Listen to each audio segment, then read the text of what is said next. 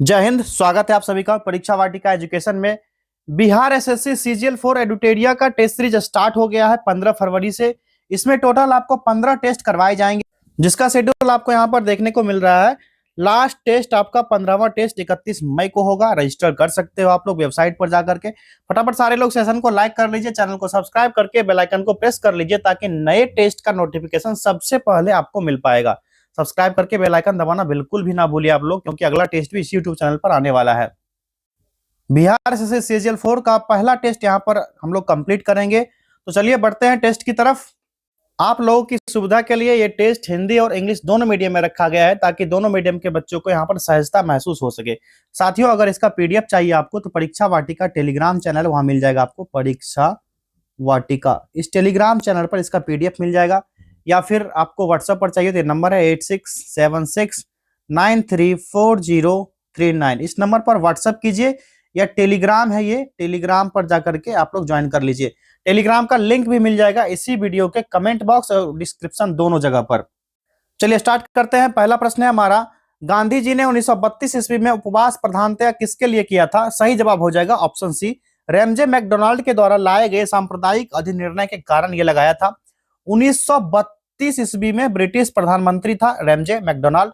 इसी ने सांप्रदायिक अधिनिर्णय की घोषणा किया था, जिसमें दलित वर्ग के लिए पृथक निर्वाचन मंडल का प्रावधान हुआ था।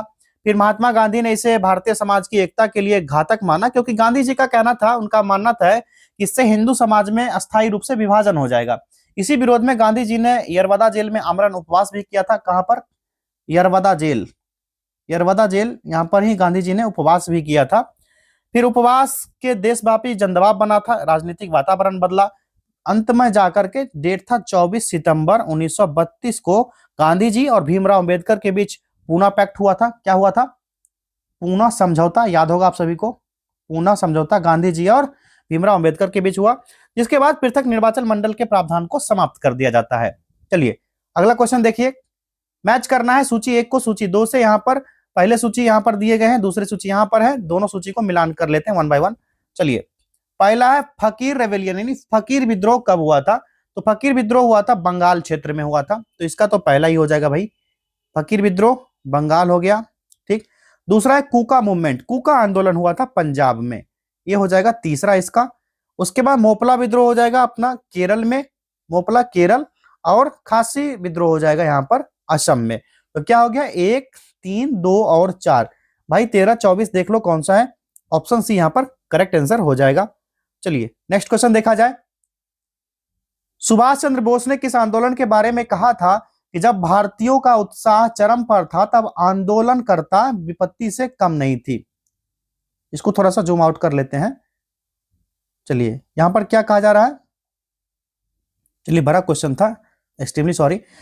सुभाष चंद्र बोस ने किस आंदोलन के बारे में कहा था जब भारतीयों को उत्साह चरम पर था तब आंदोलन वापसी की घोषणा राष्ट्रीय विपत्ति से कम नहीं थी? ये पूरा एग्जैक्ट स्टेटमेंट है, और इसका राइट आंसर हो जाएगा ऑप्शन ए, असहयोग आंदोलन में कहा था। 1920 ईस्वी में महात्मा गांधी द्वारा शुरू किया गया था। फिर चौरी चौरा जो घटना हुआ था, इसके कारण 1922 ईस्वी में इसको वापस भी ले लिया गया था। इसे दुखी होकर सुभाष चंद्र बोस ने यह स्टेटमेंट कहा था कि भारतीयों का इतिहास चरम पर होने पर आंदोलन रोकना राष्ट्रीय विपत्ति से कम नहीं था। ये चीजें क्लियर है आप लोग को? चलिए अगला क्वेश्चन देखिए, क्वेश्चन नंबर 4। निम्नलिखित में से किस अधिनियम द्वारा गवर्नर जनरल की परिषद के विधायी और प्रशासनिक कार्यों को अलग कर दिया गया? ये बताइए कौन सा है? तो इसका राइट आंसर हो जाएगा अपना ऑप्शन सी हो जाएगा, 1853 का चार्टर अधिनियम, ठीक है। इसी अधिनियम में गवर्नर जनरल की परिषद के प्रशासनिक विधायी कार्य को अलग किया गया। फिर विधायी परिषद का गठन के तहत 6 नए सदस्य भी जोड़े गए थे, जिसमें एक नई विधायी परिषद बनी, भारतीय विधान परिषद इसको कहा जाता है। फिर जाकर के लघु संसद के रूप में यही कार्य करना शुरू करता है। तो 1853 का चार्टर एक्ट पहली बार भारतीय को विधायी परिषद में नियुक्ति करने की अनुमति मिली, लेकिन यहाँ पर भागीदारी सीमित रह गई, ठीक है। चलिए और इसमें आगे देख लिया जाए। 1892 का भारत परिषद अधिनियम क्या था? तो इसमें विधायी सदस्य की संख्या बढ़ाई गई, अप्रत्यक्ष चुनाव हुआ था। क्या क्या हुआ था? अप्रत्यक्ष चुनाव होता है, इसमें विधायकों की संख्या बढ़ाई गई। फिर देखिए 1919 का भारत शासन अधिनियम, इसमें मॉन्टेग्यू चेम्सफोर्ड सुधार होता है, जिसके तहत द्वैध शासन की शुरुआत होती है। यहीं पर सांप्रदायिक प्रतिनिधित्व यहीं पर विस्तार होता था। 1858 में क्या हुआ था? तो भारत का शासन कंपनी से ब्रिटिश क्राउन के हाथ सौंप दिया जाता है, फिर भारत के राज सचिव का पद यहीं पर बनाया जाता है। किसमें? 1858 का भारत शासन अधिनियम। चलिए, पांचवा प्रश्न है हमारा, असहयोग आंदोलन के दौरान दी मदरलैंड नामक अखबार का प्रकाशन किसने प्रारंभ किया था? ये मजरुल हक के द्वारा आरंभ किया गया था। पहला विकल्प यहाँ पर राइट आंसर हो जाएगा 1920-22 में, 1920 से 22 ईस्वी के बीच। छठा प्रश्न देखिए, बिहार होम रूल लीग की स्थापना कब किया गया? इसकी स्थापना 16 दिसंबर 1916 ईस्वी की होती है। तो 16 दिसंबर 1916, ऑप्शन बी यहाँ पर राइट हो जाएगा। जिसका नेतृत्व मजहरुल हक ने किया था। किन्होंने किया था? उनका नाम था मजहरुल हक, मजहरुल हक। इनके द्वारा शुरू किया गया था। यह राष्ट्रीय आंदोलन का हिस्सा था। इसके अंतर्गत तिलक ने अप्रैल और एनी बेसेंट ने सितंबर में अपने अपने लीग शुरू किए थे अलग से यहाँ पर। अगला देखिए, भारत में कागज का सर्वप्रथम प्रयोग कब प्रारंभ हुआ था? तो ये हुआ था 12वीं सेंचुरी में, 12वीं शताब्दी में आरंभ हुआ था। फिर 13वीं 14वीं शताब्दी में दिल्ली सल्तनत के दौरान भी हुआ यहाँ पर, मुख्य रूप से जहां मध्य एशिया से कागज तकनीक आई और अमीर खुसरो जैसे इतिहासकार ने इसका जिक्र भी किया है, जिससे दस्तावेज का उत्पादन बढ़ा और ज्ञान का प्रसार हुआ था। पहला कारखाना 15वीं सेंचुरी कश्मीर में, फिर मॉडर्न में लगा था 19वीं सदी में कारखाना। ये सारे चीज फैक्ट आपको ध्यान रखने होंगे। आगे देखिए, मौर्य वंश के पश्चात किस वंश का राज स्थापित हुआ? शुंग वंश का शासनकाल स्थापित हुआ था। विकल्प सी राइट आंसर हो जाएगा। सेनापति पुष्यमित्र शुंग के द्वारा 185 ईसा पूर्व में इसकी स्थापना की गई थी। अगला है, किताब उल यामिनी किसकी रचना है? इसका सही जवाब बताइए आप लोग, क्या होगा?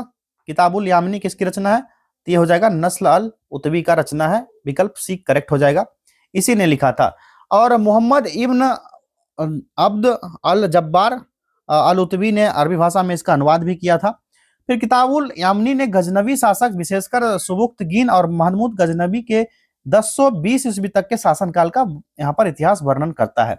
इसी तरह किताबुल हिंद जो है तहकीक हिंद अलबरूनी के द्वारा लिखा गया था। ठीक है, ये अलबरूनी के द्वारा। फिरदौसी के द्वारा शाहनामा लिखा गया था, शाहनामा। ये चीजें ध्यान रखना है आप लोग को। अमीर खुसरो एक महान कवि थे, संगीतकार, विद्वान थे। इनके द्वारा भी कई रचनाएं की गई। अगला देखिए, विजयनगर साम्राज्य की वित्तीय व्यवस्था की मुख्य विशेषता क्या थी? ये भू राजस्व व्यवस्था सबसे यहाँ पर इंपॉर्टेंट था। विकल्प सी यहाँ पर राइट आंसर हो जाएगा। ये 14 to 16 सेंचुरी का मामला है। कब से कब तक? 14वीं से 16वीं शताब्दी के बीच का ये रचना है। ठीक, जिसमें भू राजस्व आमतौर पर उपज का 1/6 भाग होता था। कितना? 1/6 भाग भू राजस्व का टैक्स दिया जाता था। और अमर नायकों को कर वसूली का अधिकार मिलता था। किसको? अमर नायक, यही कर वसूलते थे। ये सारा नोट कर लीजिए आप लोग। चलिए आगे देखा जाए। चलिए, छोटा हो गया थोड़ा। निम्नलिखित में से किस अनुच्छेद के अंतर्गत राज्यों में पंचायतों का चुनाव कराया जाता है? ये कौन सा हो जाएगा? ये हो जाएगा आर्टिकल 243 के अकॉर्डिंग हो जाएगा, यानी विकल्प डी सही जवाब हो जाएगा। आप सभी को पता है बलवंत राय मेहता समिति के बारे में। फिर जो भी पंचायती राज से संबंधित अनुच्छेद उसको देख लीजिएगा आप लोग। 5 साल का कार्यकाल होता है खास करके ये सब। आगे देखिए, मुख्य चुनाव आयुक्त का कार्यकाल कितने वर्षों का होता है? ये 6 वर्ष हो जाए या फिर 65 वर्ष की आयु, दोनों में से जो पहले हो जाए। विकल्प सी यहाँ पर करेक्ट हो जाएगा। अगला प्रश्न है, किस संविधान संशोधन द्वारा राष्ट्रीय आपातकाल अनुच्छेद 352 के अधीन उद्घोषणा संपूर्ण भारत में या उसके किसी भाग में की जा सकती है? इसका सही जवाब हो जाएगा यहाँ पर ऑप्शन बी, 44वां संशोधन अधिनियम 1978 के तहत, जिस यहाँ पर आपातकाल की प्रक्रिया को अधिक नियंत्रित और उत्तरदायी बनाया गया था।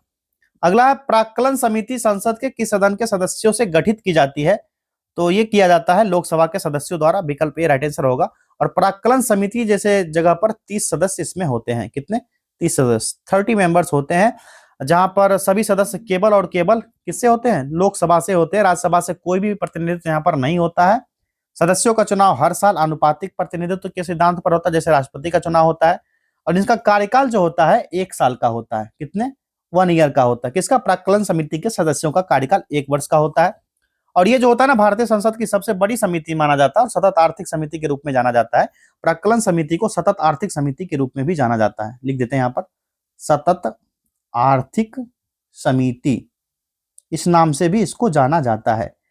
चलिए अगला देखिए, when was the Bihar human right commission constituted? Bihar मानवाधिकार आयोग कब गठित किया गया था? तो इसका राइट आंसर क्या हो जाएगा? इसका हो जाएगा विकल्प सी, 3 जनवरी 2000 ईस्वी को गठन हुआ था इसका। जो मानवाधिकार संरक्षण अधिनियम है 1993 के तहत इसका गठन हुआ था 3 जनवरी 2000 को। इसका उद्देश्य ताकि राज्य के मानवाधिकार की रक्षा करना और इसका उल्लंघन की जांच करके आगे बोर्ड को सिफारिश देना। ये आयोग जो है ना, राष्ट्रीय मानवाधिकार आयोग जो है, इसी आयोग के तर्ज पर काम भी करता है। और बिहार राज्य मानवाधिकार आयोग के वर्तमान अध्यक्ष कौन है? न्यायमूर्ति अनंत मनोहर बदर। मैं उनका नाम लिख देता हूं, न्यायमूर्ति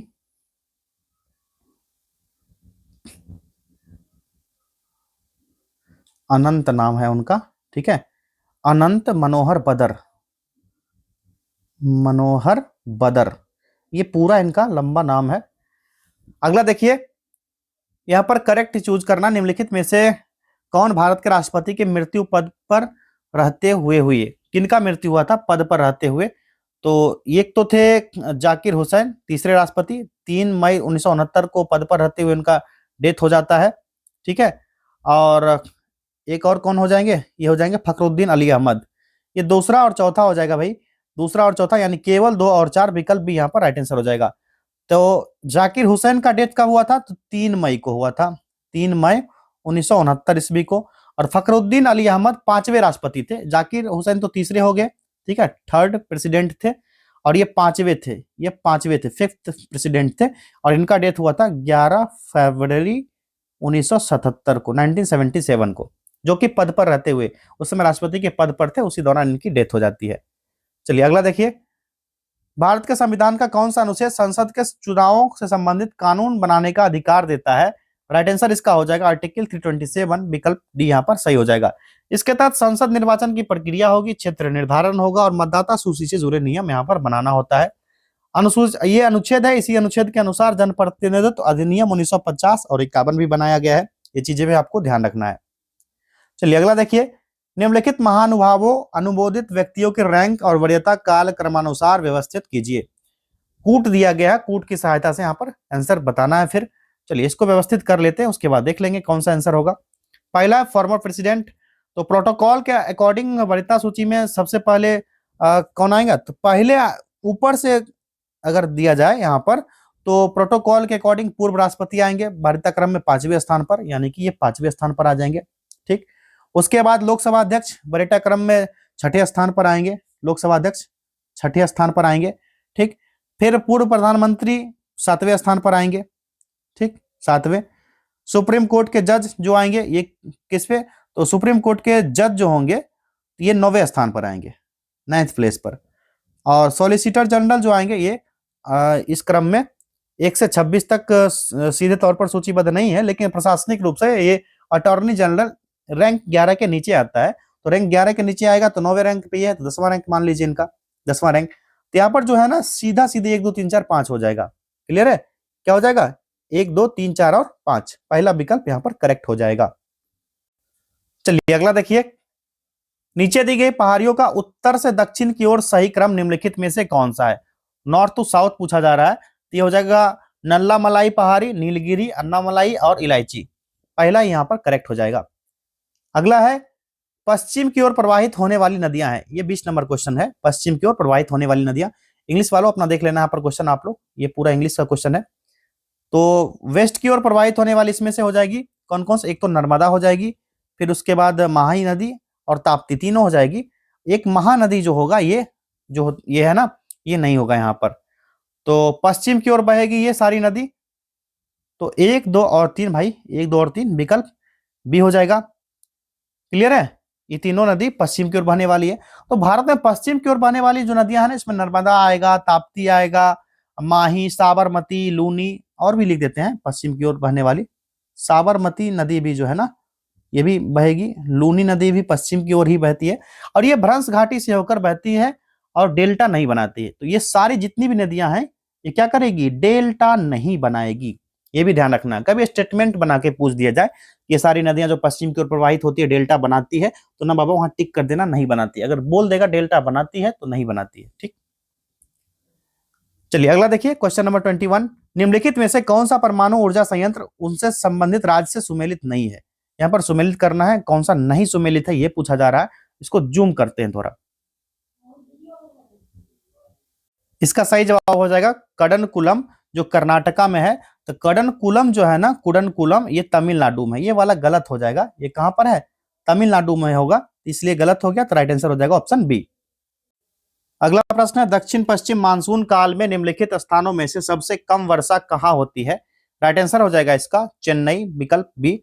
ये खास करके वृष्टि छाया क्षेत्र जो होते हैं ना, चेन्नई पश्चिमी घाट के क्षेत्र, यहाँ पर होते हैं, जिसके कारण अरब सागर से आने वाली मानसूनी हवाएं यहाँ तक पहुंचते पहुंचते अपनी नमी खो देती है, और बंगाल की खाड़ी वाली मानसून हवाएं जो होती है, जो कोरोमंडल तट जहां पर चेन्नई स्थित है, इसके समानांतर बहती है, जिससे तट पर पर्याप्त वर्षा नहीं करा पाती है, और चेन्नई को अपनी अधिकांश वर्षा उत्तर पूर्वी मानसून, जो लौटता मानसून कहलाता है, अक्टूबर और नवंबर के बीच यहाँ पर प्राप्त होता है। चलिए अगला देखिए, अब भारत में पश्चिमी तट पर अपेक्षा पूर्वी तट पर चावल की पैदावार अधिक क्यों होती है? सही जवाब है ऑप्शन डी, पूर्वी तट पश्चिमी तट से चौड़ी है और डेल्टा का क्षेत्र कहलाता है। तो डेल्टा क्षेत्र यहाँ पर होते हैं, जो विस्तृत डेल्टा क्षेत्र आएंगे तो पूर्वी तट पर महानदी हो जाएगा, गोदावरी, कृष्णा, कावेरी जैसी बड़ी नदियां जो उपजाऊ जलोढ़ मिट्टी के विशाल डेल्टा बनाती है और चावल की खेती के लिए सबसे उत्तम मानी जाती है। फिर तट की चौड़ाई पर भी डिपेंड करता है, जो पश्चिमी तट की तुलना में पूर्वी तटीय मैदान जो होंगे अधिक चौड़ाए यहाँ पर होते हैं, जिससे खेती के लिए बड़ा मैदानी क्षेत्र उपलब्ध होता है। सिंचाई की सुविधा इंपॉर्टेंट है, जो डेल्टा क्षेत्र होने के कारण यहाँ पर नहर जो होते हैं, सिंचाई के अन्य साधन का बेहतर जाल यहाँ पर बिछा हुआ है।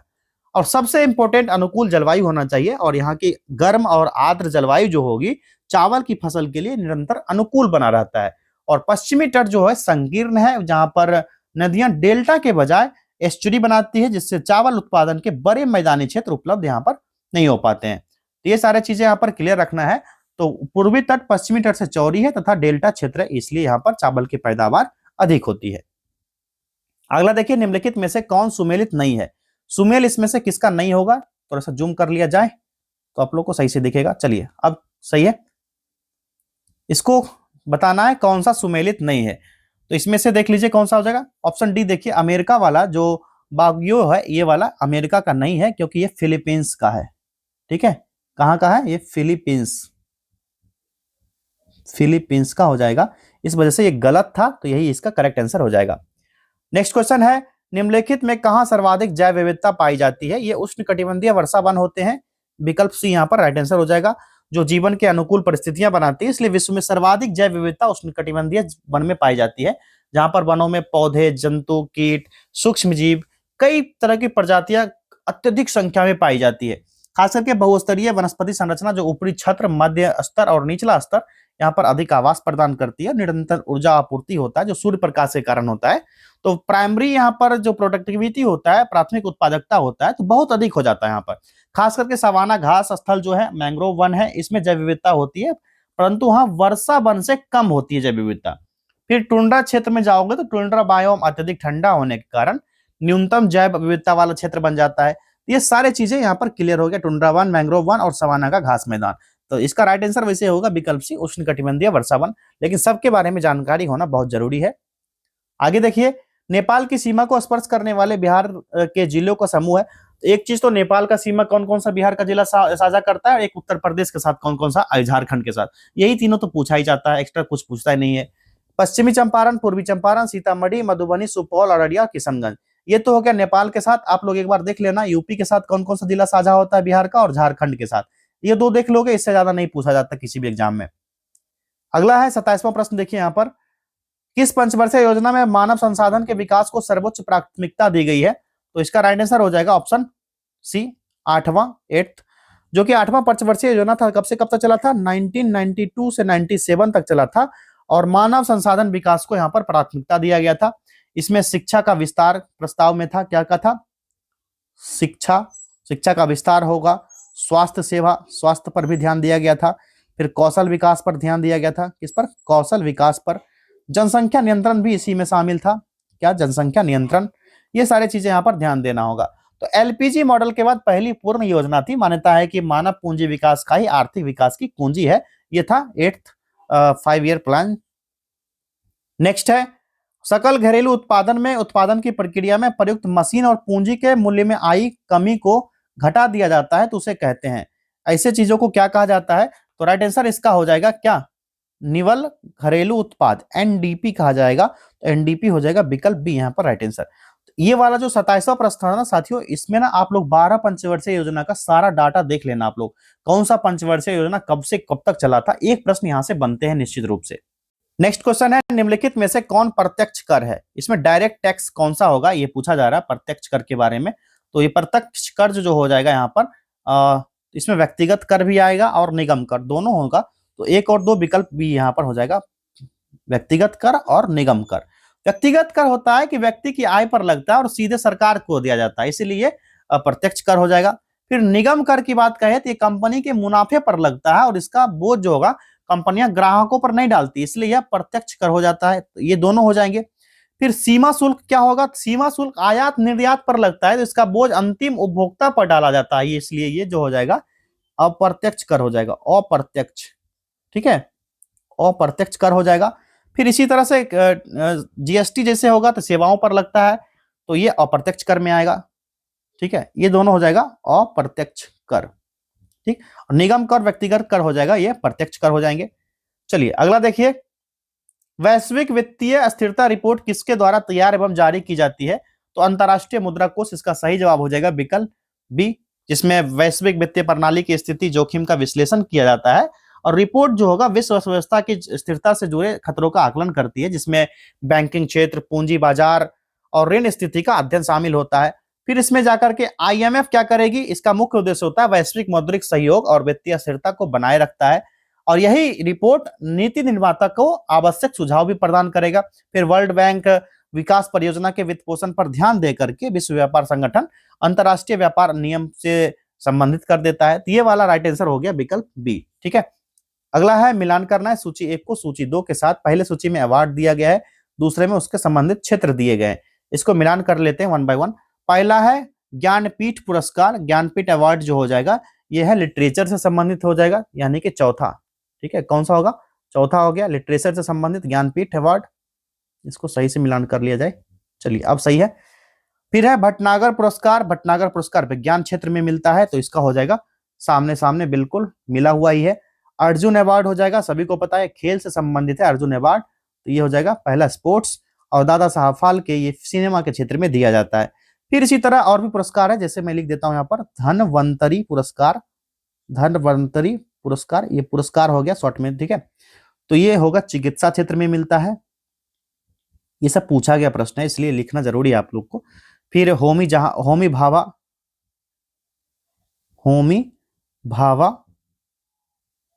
पुरस्कार ये दिया जाता है परमाणु ऊर्जा के क्षेत्र में, परमाणु ऊर्जा के क्षेत्र में। फिर बोरलॉग पुरस्कार ये भी पूछा गया प्रश्न है एक बार, बोरलॉग पुरस्कार ये मिलता है कृषि वैज्ञानिक को। किनको मिलता है? कृषि वैज्ञानिक को दिया जाता है। तो ये सारे चीज नोट कर लेना आपको। वैसे यहाँ मिलान जो करने कहा जा रहा था, मिलान के अकॉर्डिंग 4, 2, 1 और 3 42, 13 भाई 42, 13 विकल्प भी यहाँ पर करेक्ट हो जाएगा। चलिए आगे देखिए, विश्व शिक्षक दिवस किस तिथि को मनाया जाता है? ये सब बचपन से आप लोग टीचर लोग को पेन देते देते थक गए होंगे, या फिर कोई डायरी देता है कोई पेन देता है, तो 5 अक्टूबर का मामला है, विकल्प बी हो जाएगा।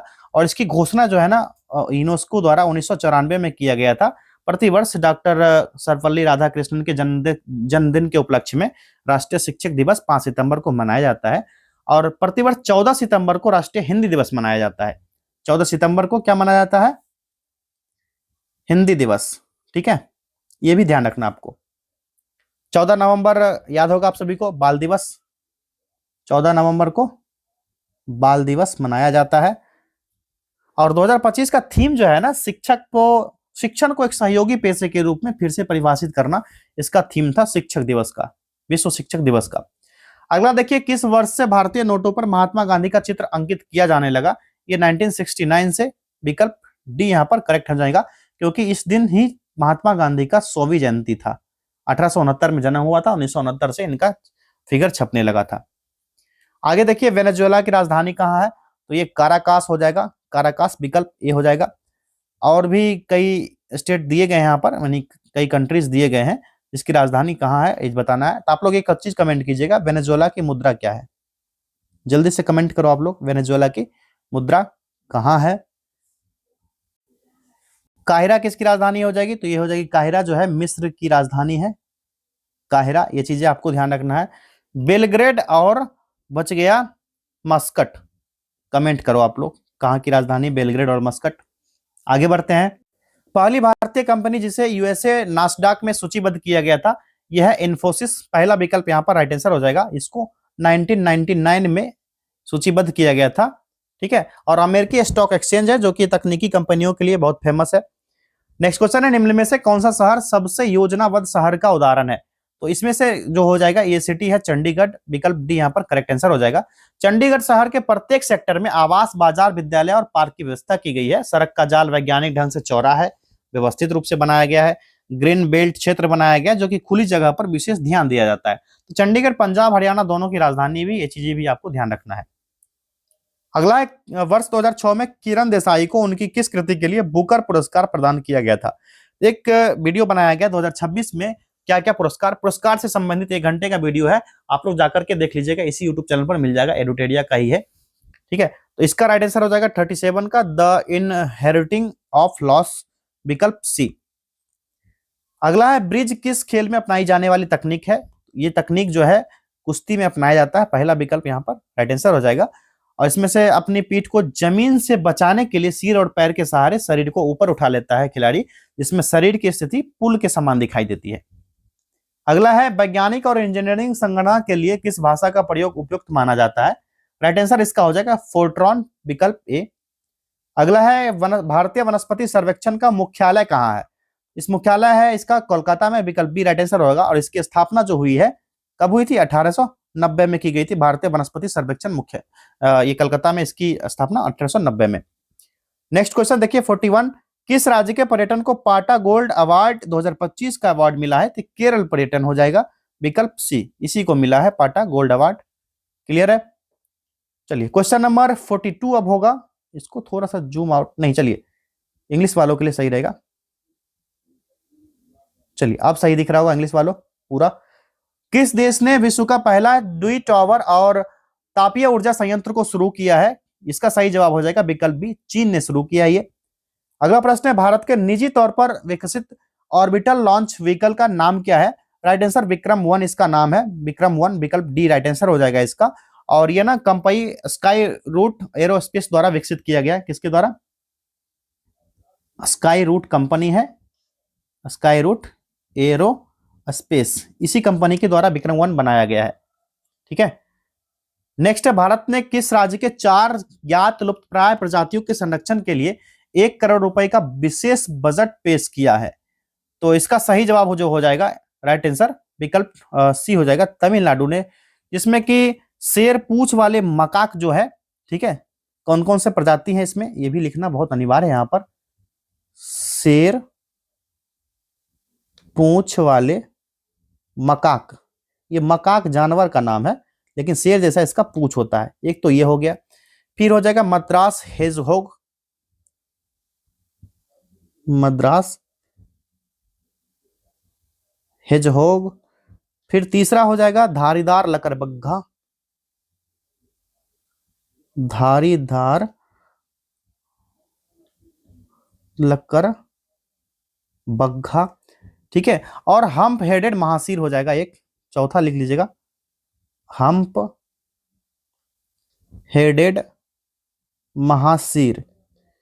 ये सारे जानवर जो है ना, इसके लिए 1 करोड़ रुपए का विशेष बजट पारित किया गया है, ठीक है, तमिलनाडु सरकार के द्वारा। चलिए क्वेश्चन नंबर 45 देखिए, भारत ने किस देश को हराकर अपना पहला महिला वनडे क्रिकेट विश्व कप 2025 जीता था? ये दक्षिण अफ्रीका को हराया था। और भारतीय पुरुष टीम ने 2024 में वर्ल्ड कप जीता था T20 का, ये भी साउथ अफ्रीका को ही हराया था, ठीक है। और इस डेट की बात की जाए महिला वनडे वर्ल्ड कप की, तो 2 नवंबर का डेट था 2025, और ये हुआ था नवी मुंबई में, नवी मुंबई के ग्राउंड पर यह मैच खेला गया था। अगला प्रश्न देखिए यहाँ पर क्या है, बिहार विधानसभा चुनाव 2025 के अनुसार विभिन्न पार्टियों को कुल सीटों पर मिली जीत के आधार पर सुमेलित कीजिए। कौन सी पार्टी को कितना सीट मिला था? एक तरफ लिस्ट 1 में पार्टी, दूसरे नंबर ऑफ सीट्स दिए गए हैं, इसको मिलान करना है। जदयू को कितना सीट मिला था भाई? तो इसमें सबसे पहले तो जान लीजिए कुल सीट की संख्या कितनी होती है, 243 होती है, 243 होता है। तो इसमें आरक्षित सीट जो होता है, ये टोटल हो गया, टोटल आरक्षित सीट कितना हो जाएगा, यहाँ पर ना ऐसा नहीं लिखते हैं, टोटल तो ये हो गया। एससी की आरक्षित सीट 38 थी, और एससी की आरक्षित सीट कितना थी, 2 थी। कुल पंजीकृत मतदाता की बात कही जाए, मतदाता, टोटल मतदाता भी कहीं पूछ दिया जाए, टोटल मतदाता की संख्या कितनी थी, 7,45,26,858 मतदाताओं ने भाग लिया था। इसमें से मेल मतदाता कितने थे, मेल मतदाता थे 3.94 करोड़ और फीमेल मतदाताओं की संख्या थी 3.51 करोड़। 10-10 हजार देकर के ठगा गया सबको। और फर्स्ट टाइम वोटर जो थे, फर्स्ट टाइम वोटर जो पहली बार इस बार वोटिंग किए थे, 14 लाख इसकी संख्या हो गई है। ठीक, अब मिलान करते हैं जदयू को कितना सीट मिला, किसको कितना सीट मिला। तो पहले यहां पर देख लेते हैं कौन सी पार्टी है भाई, तो जदयू नीतीश बाबू की पार्टी 85 सीट के साथ आई। फिर आरजेडी खुश हो गई कितनी सीटों पर, आरजेडी की सीटें रह गई कुल 25 ही, कितनी 25 सीटों पर अटक गई आरजेडी। फिर आती है बारी बीजेपी, तो बीजेपी को सीट आया था 89, सबसे ज्यादा 89 सीट। फिर एलजेपी रामविलास पासवान की जो पार्टी है, उनके बेटे अभी संभाल रहे हैं, इनको 19 सीटें मिली थी 32 में से। और इंडियन नेशनल कांग्रेस जो फुसक के रह गई थी कितनी, 6 सीटों पर। तो मिलान करने के बाद आता है 5, 3, 4, 2, 1, 53,421। देख लो भाई, 53,421 विकल्प सी यहाँ पर सही जवाब हो जाएगा। और ना ये सारा जो डाटा मैंने अभी आपको लिखवाया है, ये सारा डाटा यहाँ पर जो भी डाटा यहाँ लिखवाया गया है, ये चीजों आप लोग को नोट कर लेना है, ठीक ना। अब नोट कर लीजिए आप लोग ये डाटा, इसमें कि एक चीज इंक्लूड कर लेना बस, टोटल मतदाता कितने हो जाएंगे, टोटल सीट जो हो जाएंगे कितने होंगे, टोटल सीट यहाँ पर 243, इसको इरेज कर लिया जाए। अब यहाँ पर सही बिल्कुल फिट हो रहा है, आप लोग स्क्रीनशॉट भी ले सकते हो। अगला प्रश्न है, कैम्ब्रिज डिक्शनरी द्वारा चयनित वर्ड ऑफ द ईयर 2025 कौन सा है। इस वर्ड का नाम है क्या, तो पैरासोशल हो जाएगा। विकल्प ए पैरासोशल को चुना गया। एआई चैटबॉट्स के साथ बनते हैं जो व्यक्तिगत रूप से कभी नहीं मिलते हैं। तो पैरासोशल की बढ़ती लोकप्रियता डिजिटल व्यवहार में बदलाव, ऑनलाइन संबंध को विकास को दर्शाती है, तो इसलिए ये वाला वर्ड यहाँ पर करेक्ट हो जाएगा। फिर कैम्ब्रिज डिक्शनरी के अनुसार मैनिफेस्ट वर्ड जो था ना 2024 में चुना गया था, और पैरासोशल 2025 का है। 2025 का हो जाएगा पैरासोशल, और 2024 का अगर पूछ लिया जाए ना तो मैनिफेस्ट हो जाएगा। मैनिफेस्ट हो जाएगा, फिस्ट नहीं, मैनिफेस्ट। ये 2024 में कैम्ब्रिज डिक्शनरी का वर्ड था। ऑक्सफोर्ड डिक्शनरी का पूछ लिया जाए तो रेज बेट जो है ना, ऑक्सफोर्ड यूनिवर्सिटी का वर्ड है, ऑक्सफोर्ड का। कब का, 2025 का, ये भी ध्यान रखना आप सभी को। वाइब कोडिंग जो है, तो वाइब कोडिंग जो है कोलिंस डिक्शनरी का है। कौन सा, कोलिंस डिक्शनरी का 2025 का वर्ड है, word of the year Colin dictionary. 2025 में इस वर्ड को चुना गया था, वाइब कोडिंग को, ये चीज ध्यान रखना है। स्लोप जो हो जाएगा मरियम वेबस्टर का है, मरियम वेबस्टर 2025 में ये चुना गया था, ये वर्ड मरियम वेबस्टर के द्वारा। ये सारा चीज नोट कर लेना। और कैम्ब्रिज डिक्शनरी 2025 का है पैरासोशल। आगे देखिए, केंद्रीय मंत्रिमंडल ने राष्ट्रीय सफाई कर्मचारी आयोग को कार्यकाल को डैश तक बढ़ाने को मंजूरी दे दी है। ये डेट रखा गया 31 मार्च 2028 तक। विकल्प डी यहाँ पर करेक्ट आंसर हो जाएगा। नरेंद्र मोदी की अध्यक्षता में केंद्रीय मंत्रिमंडल ने सफाई कर्मचारी जो एनसीएसके के कार्यालय को ये बढ़ाया गया है 31 मार्च 2025 से आगे बढ़ाकर 31 मार्च 2028 बढ़ाने की स्वीकृति मिली है, जिसमें एनसीएसके के 3 वर्ष के विस्तार के लिए कुल वित्तीय प्रभाव जो होगा लगभग 50.91 करोड़ रुपए का ज्यादा होगा। ये टोटल इफेक्ट जो आएगा 15.91 करोड़ का अधिक यहाँ पर इफेक्ट पड़ेगा। आगे देखिए, 49वां प्रश्न है हमारा, निम्न में से किसने द महात्माज मैनिफेस्टो नामक पुस्तक लिखी। ये राजेश तलवार की पुस्तक है। विकल्प ए राइट आंसर हो जाएगा। और यह पुस्तक गांधी जी की रचना स्वराज, हिंद स्वराज की आलोचना करती है, जिसमें आधुनिकता, औद्योगिकरण, पश्चिमी विचार के प्रति गांधी जी के विचार में विरोधाभास को उजागर किया गया है। ठीक है, चलिए 50वां प्रश्न यहाँ पर है, भारतीय फिल्म अकादमी पुरस्कार आईफा 2025 समारोह के बारे में असत्य कथन का चयन करे। इनकरेक्ट स्टेटमेंट कौन सा होगा इसमें से। इतना जूम आउट करना पड़ता है, बहुत छोटा छोटा इसमें क्वेश्चन बनाया गया। चलिए, पहला है यहाँ पर क्या, भारत सर्वश्रेष्ठ फिल्म का पुरस्कार लापता लेडीज ने जीता है। तो ये वाला क्या है, सही है, तो यहाँ पर बिल्कुल सही मिला है इसको। सर्वश्रेष्ठ निर्देशक का पुरस्कार किरण राव ने जीती है, तो ये भी यहाँ पर करेक्ट दिया गया है। प्रमुख भूमिका में सर्वश्रेष्ठ प्रदर्शन करने वाले अभिनेता का पुरस्कार कार्तिक आर्यन को भूल भुलैया 3 के लिए प्रदान किया गया, ये भी भाई सही दिया गया है। फिर चौथा है, प्रमुख भूमिका में सर्वश्रेष्ठ प्रदर्शन करने वाली अभिनेत्री का पुरस्कार नितांशी गोयल को लापता लेडीज के लिए प्रदान किया गया, ये भी सही दिया गया है। तो भाई यहाँ पर असत्य कथन तो कोई है ही नहीं, यहाँ पर असत्य कथन पूछा जा रहा है, तो कूट की सहायता से यहाँ पर उपयुक्त में से कोई नहीं, कोई भी यहाँ पर असत्य है ही नहीं, सारे के सारे यहाँ पर करेक्ट दिए गए हैं। चलिए आगे देखा जाए, क्वेश्चन नंबर 51। इंग्लिश वालों को दिक्कत हो जाएगी भाई, अब सही है इंग्लिश वालों। नीचे दिए गए कथन और कारण पर विचार करें। यहाँ पर कौन सा स्टेटमेंट पढ़िए। स्टेटमेंट है कार्य करने के लिए आवश्यक बल धकेलने की तुलना में उठाने में अधिक होता है। ठीक, the force required to do work is greater when lifting than when pushing. इसका क्या हो जाएगा, ये सही है स्टेटमेंट, ये गलत है, तो ये बिल्कुल सही दिया गया है स्टेटमेंट भाई। फिर है कारण है रोलिंग घर्षण जो होता है, रोलिंग फ्रिक्शन होता है, स्लाइडिंग घर्षण से अधिक होता है। Rolling friction is greater than sliding friction, ये वाला गलत होता है। जो क्षैतिज सतह पर धकेलने के मुख्य कारण क्या होते हैं, घर्षण बल का विरोध होता है, क्योंकि उठाने में अधिक बल की आवश्यकता होगी, और घर्षण रोलिंग में हो जो होता है स्लाइडिंग घर्षण से कम होगा। ये वाला स्टेटमेंट गलत दिया गया है। तो क्या कथन सही है, कारण गलत दिया गया है। कथन सही, कारण गलत, विकल्प सी यहाँ पर सही हो जाएगा। नंबर 52 देखिए, जब प्रकाश की तरंगे वायु से कांच में होकर गुजरती है तब कौन से परिवर्त प्रभावित होंगे। तो केवल तरंग दैर्ध्य और वेग प्रभावित होंगे, तो विकल्प ए राइट आंसर इसका हो जाएगा। प्रकाश सघन माध्यम कांच में प्रवेश करने पर धीमा हो जाता है और उसका वेग घट जाएगा, क्योंकि वेग बराबर क्या होता है, वेग बराबर फॉर्मूला याद होगा ना आप लोग को, वेग इक्वल टू आवृत्ति गुना तरंग दैर्घ्य, तरंग दैर्घ्य यही होता है ना फॉर्मूला, ध्यान रखना आप लोग को। 53 देखिए, दुग्ध उत्पादों में वसा की मात्रा मापने के लिए किस यंत्र का उपयोग किया जाता है। तो ब्यूटीरोमीटर होता है, ब्यूटीरोमीटर, विकल्प बी यहाँ पर सही हो जाएगा। और आमतौर पर जर्बर विधि नामक एक प्रक्रिया के हिस्से के रूप में यूज होता है, जिसमें वसा के अन्य घटक को अलग करने के लिए सल्फ्यूरिक एसिड और सेंट्रीफ्यूगेशन का भी यूज किया जाता है। लैक्टोमीटर उपकरण का यूज होता है दूध की शुद्धता मापने के लिए, ये सभी ध्यान रखना है। डेंसिटोमीटर जो होता है इसका यूज कब होता है, कमेंट करना आप लोग। सेक्रेटोमीटर का जो यूज होता है, ये उपकरण का उपयोग तरल पदार्थ में चीनी या शर्करा की मात्रा मापने के लिए किया जाता है।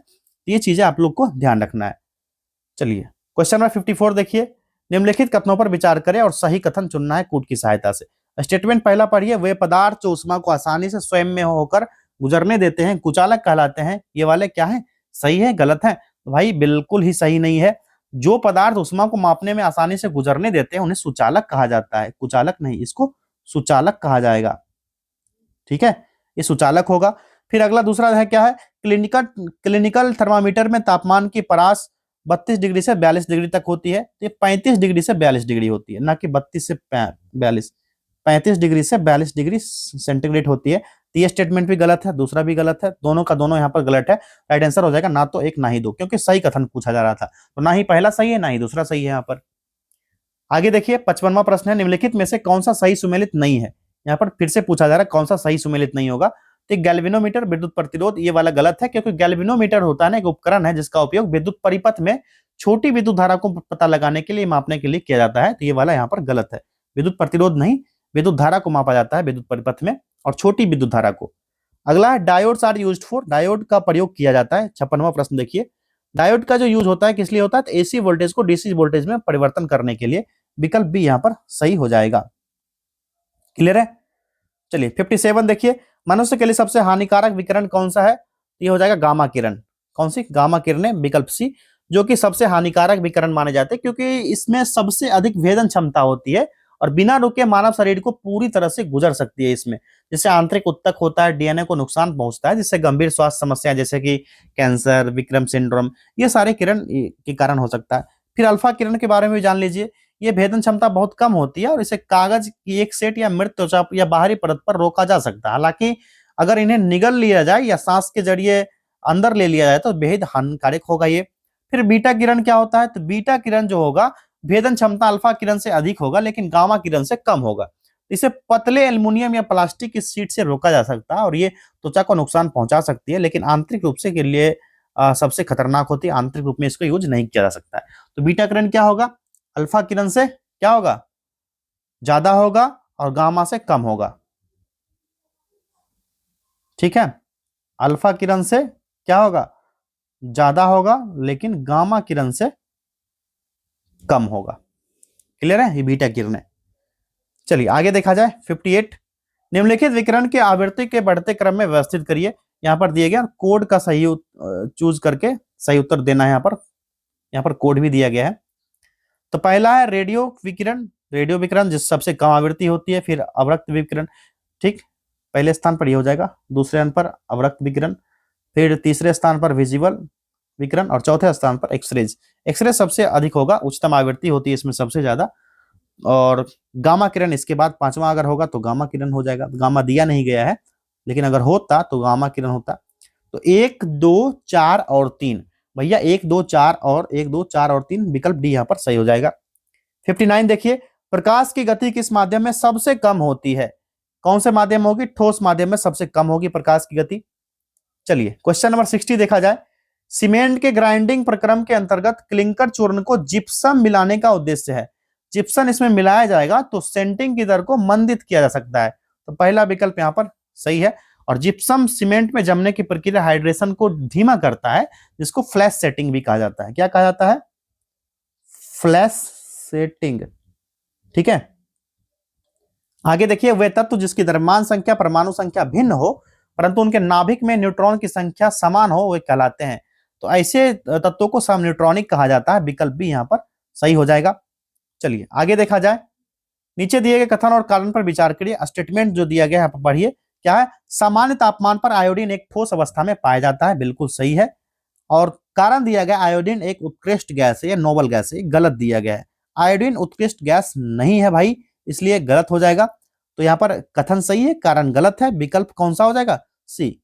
कथन सही, कारण गलत। मैच करना है, सही सुमेलित करना। एक तरफ एसिड दिए गए, दूसरे संबंध उससे संबंधित फॉर्मूलाज। कौन सा एसिड का कौन सा फॉर्मूला होगा? सबसे पहले सिट्रिक एसिड का फॉर्मूला हो जाएगा C6H8O7 हो जाएगा, यानी कि तीसरा वाला मिलान कर लीजिए इसको, तीसरा हो गया। फिर एसिटिक एसिड का क्या हो जाएगा? C3CH3 हो जाएगा, चौथा हो गया इसका। ये तो 11th या 12th में पढ़े हो गए आप लोग।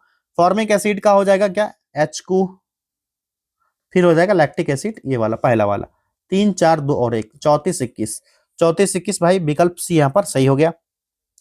चलिए अगला देखिए। कार्नोटाइट निम्न में से किस धातु का अयस्क है? यूरेनियम का अयस्क है, विकल्प डी हो जाएगा, यूरेनियम। और इसका रासायनिक सूत्र क्या हो जाएगा?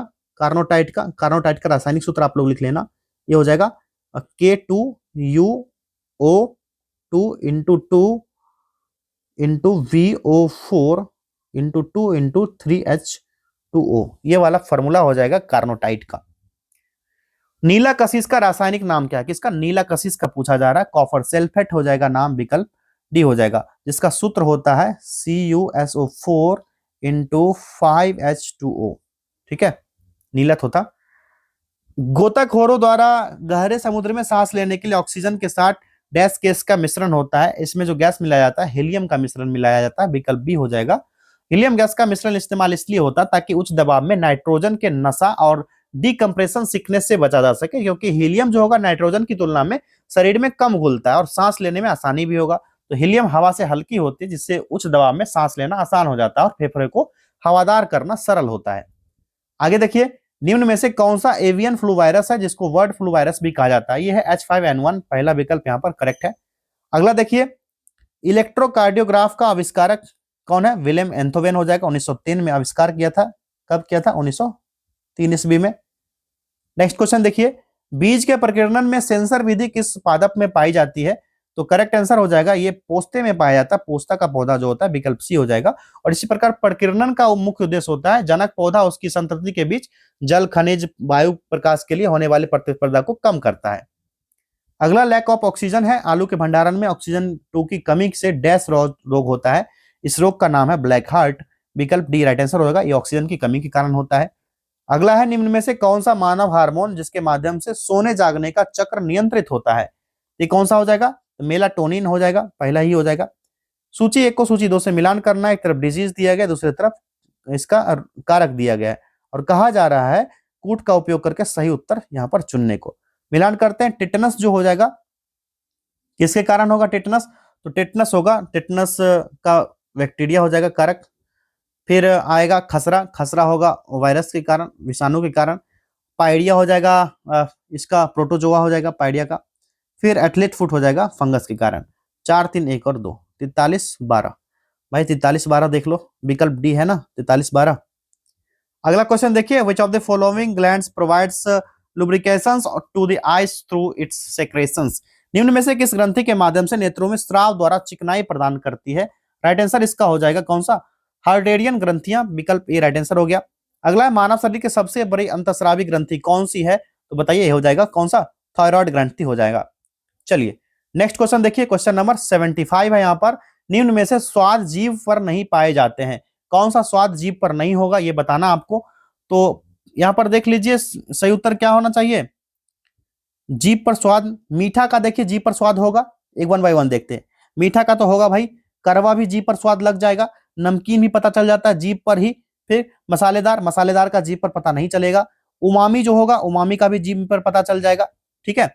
और उसके बाद खट्टा जो होगा, खट्टा भी जीभ पर ही पता चलता है। तीखा फिर आपको जीभ में नहीं, गले में लगेगा। तो चौथा और सातवां हो जाएगा सही उत्तर चुनने को कहा जा रहा है। 4 और 7 हो जाएंगे यहाँ पर। ये टोटल 75 प्रश्न जो कि जीके जीएस के थे, ये आपका कवर हो गया इस वीडियो में। मिलेंगे पार्ट 2 में। पार्ट 2 में हम लोग मैथ का क्वेश्चंस करेंगे। तो मिलते हैं अगले वीडियो में। साथियों एक जानकारी देना है, जो बच्चे बीएड करना चाहते हैं, यूपी से बीएड करना है अगर उनको, तो अभी एंट्रेंस एग्जाम का फॉर्म फिल हो रहा है। उत्तर प्रदेश से बीएड हो जाएगा आपका मात्र और मात्र यहाँ पर 65,000 में। तो जाइए आप लोग, एक नंबर दिया गया यहाँ पर, इस नंबर पर जाकर के कॉन्टेक्ट करना है 8676934039 पर। आपका मिनिमम 50% होना चाहिए ग्रेजुएशन में। अगर आप पास हो तो बीएड कीजिए। इंस्टॉलमेंट की व्यवस्था भी उपलब्ध है यहाँ पर, आप किस्तों में अपना पेमेंट कर सकते हो। तो मिलते हैं अगले टेस्ट में। बहुत बहुत धन्यवाद।